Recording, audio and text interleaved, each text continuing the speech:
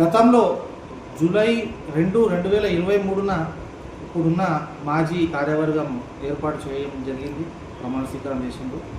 సుమారు 32 నెలలు వాళ్ళ కార్యవర్గం కొనసాగింది. అందులో జీతాల రూపంలో ముగ్గురు వ్యక్తులు, ఒకరికి 12,000, ఇంకో ఇద్దరికి 10,000 చొప్పున సుమారు 10,24,000 రూపాయలు జీతాలు ఇవ్వడం జరిగింది సమాజం తరఫున.